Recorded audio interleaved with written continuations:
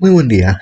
El día de hoy vamos a estar trabajando sobre nuestro resultado de aprendizaje de la unidad 2, donde estaremos hablando sobre el forjado, extruido y troquelado, donde estaremos abarcando los puntos como sus procesos, sus herramientas y sus principales aplicaciones en diversos ámbitos.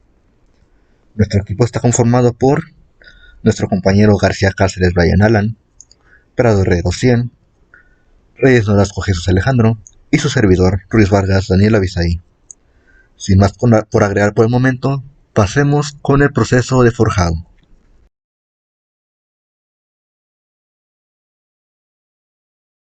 El forjado, al igual que la extrusión, es un proceso de fabricación de objetos conformado por la deformación plástica, en la que la deformación del material se produce por la aplicación de fuerzas de compresión.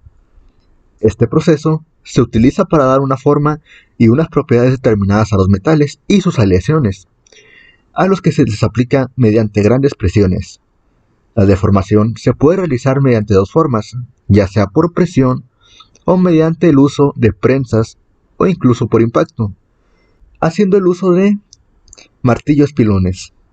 Cabe destacar que este es un proceso de conformado de metales el cual no produce arranque de viruta, con lo que se puede producir un importante ahorro de material respecto a otros procesos como por ejemplo el mecanizado.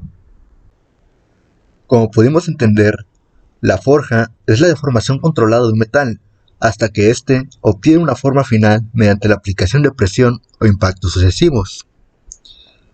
El forjado tiene diferentes características como lo son la repetibilidad, excelentes propiedades mecánicas, tenacidad y ductibilidad, resistencia a la fatiga, resistencia a la corrosión, debido a su integridad metalúrgica, fibrado direccional, alta productividad de número de piezas y hora, entre muchas otras más. A continuación pasaremos a ver los diferentes tipos de forjado. Dentro de la clasificación de forjados tenemos el forjado libre, la forja por estampa, recalcado y el forjado isométrico. La forja libre es el tipo de forja industrial más antiguo. Este es caracterizado por la deformación del metal, ya que ésta no es limitada por su forma o masa. Se utiliza para fabricar piezas únicas o pequeños lotes de piezas, donde normalmente estas son de gran tamaño. Además, este tipo de forja sirve como preparación para las preformas a utilizar en forjas por estampa. El forjado por estampa consiste en colocar la pieza entre dos matrices y al cerrarse conforman una cavidad con la forma y las dimensiones que se desean obtener para la pieza. A medida de que avance el proceso, ya sea mediante el empleo de martillos o prensas, el material se irá deformando y adaptando a las matrices hasta que se adquieran la geometría deseada. Este proceso deberá realizarse con un cordón de rebaba, que sirve para aportar la precisión y presión necesaria al llenar las zonas finales de las piezas. Final específicamente si esas zonas son radios. Después tenemos el forjado por recalcado. A diferencia de los procesos anteriores,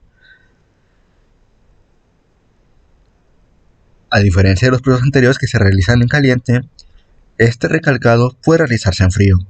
Consiste en la concentración o acumulación de material en una zona determinada y limitada por una pieza. Por lo tanto, una consecuencia directa de este proceso es que se disminuye la longitud de la barra inicial y aumenta la sección transversal de esta en la zona recalcada. Si el proceso se realiza en frío y en los extremos de las piezas se denomina como encabezado frío. Por último, más no menos importante, tenemos el forjado isométrico. Este forjado isométrico es un tipo especial de forja, en la cual la temperatura de los troqueles es significativamente superior a la utilizada en los procesos de forja convencional. A continuación pasaré a hablar sobre las herramientas utilizadas para el proceso de forjado. Las principales son el yunque, ya que en este se realiza la mayoría de los procesos de forjado y este debe tener la mayor calidad posible. También tenemos los juegos de herramientas de carbón, y estas nos sirven para manipular las brasas, ya que estas se encuentran a altas temperaturas. Después tenemos la fragua, y esto nos permite realizar trabajos pequeños sin necesidad de utilizar una fragua más grande. Los mazos de forja.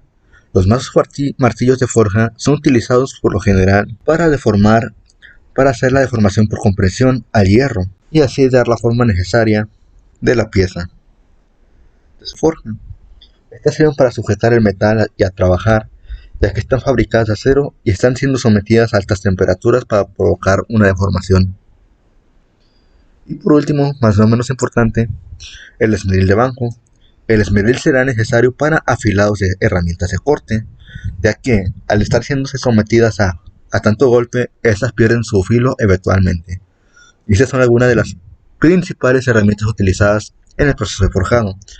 Algunos de los usos más frecuentes para el proceso de forjado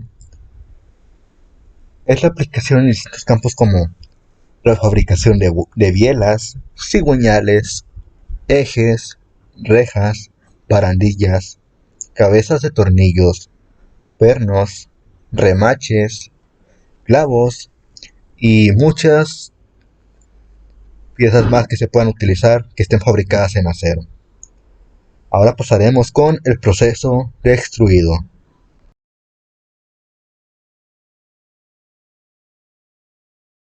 Extruido. La extrusión es un proceso utilizado para crear objetos con sección transversal, definida y fija. El material se empuja o se extrae a través de un troquel de una sección transversal deseada.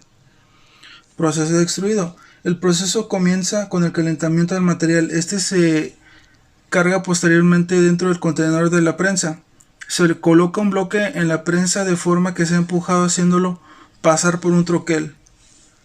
Si se requieren propiedades especiales, el material se puede tratar mediante calor o trabajo en frío. La extrusión en caliente es un proceso que se utiliza la gran maleabilidad de los materiales previamente calentados para formarlo. La extrusión en frío consiste en obligar una porción del material colocado en el fondo de una matriz a deformarse plásticamente y extenderse entre las paredes de la matriz y las del punzón que la comprime. Extrusión directa y indirecta. La extrusión directa es el proceso más común de extrusión. Este trabaja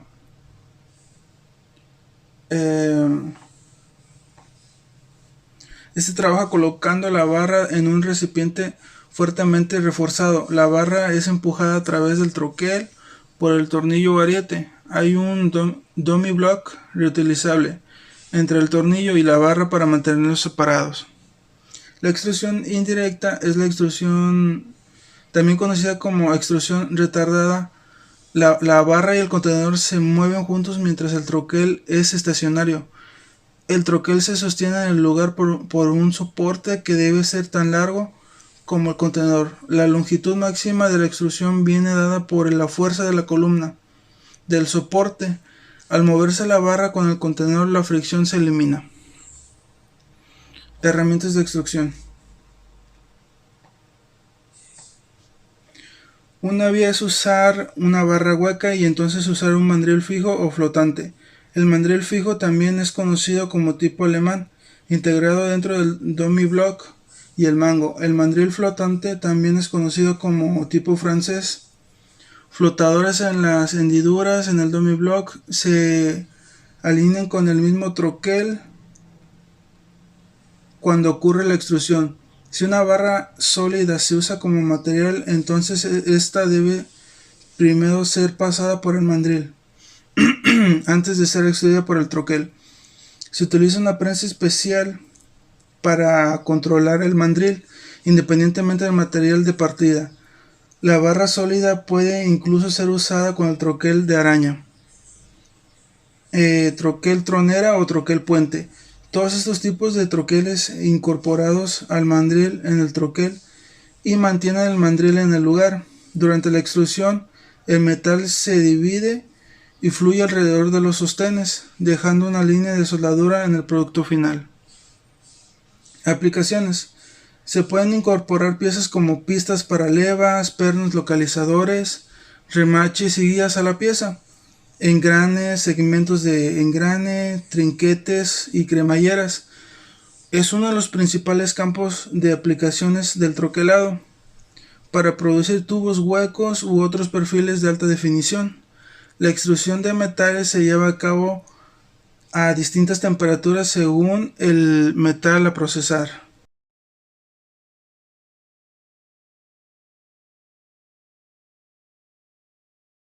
Mi nombre es Alejandro Nolas, que lo voy a explicar lo que es el troquelado. ¿Qué es el troquelado? El troquelado es un mecanismo que influye en agujeros para realizar agujeros en las chapas de metal, en las láminas de plástico, ya sea de plástico, papel o cartón. Para realizar este proceso se utilizan desde simples mecanismos de accionamiento manual hasta sofisticados prensas mecánicas de gran potencia.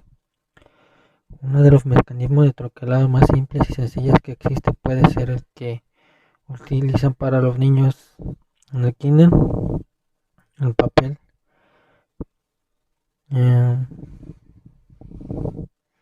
entre otros. Los elementos básicos que se utilizan en el troquelado se constituyen del troquel, que tiene una forma y dimensión según se requiera el agujero. La matriz de corte puede insertar el troquel cuando es impulsado de forma enérgica por la potencia que le proporciona la prensa mediante el accionamiento de excéntrica que tiene y proporciona un golpe seco y contundente sobre la chapa.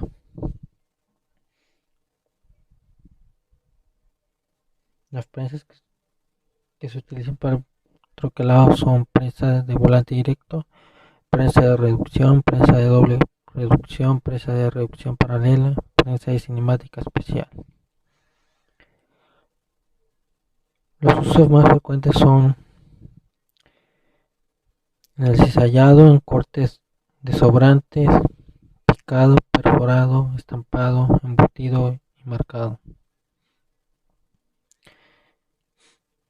Los elementos al momento de realizar un troquelado son el portatroquel, punzón, piloto, portapunzones, el planchador, el expulsor y fuente, los batadores, las guías y la matriz. También están las boquillas, los postes, los tazos, elevadores, barras limitadoras o de ajuste, placas paralelas, bujes embalados. Eso sería todo.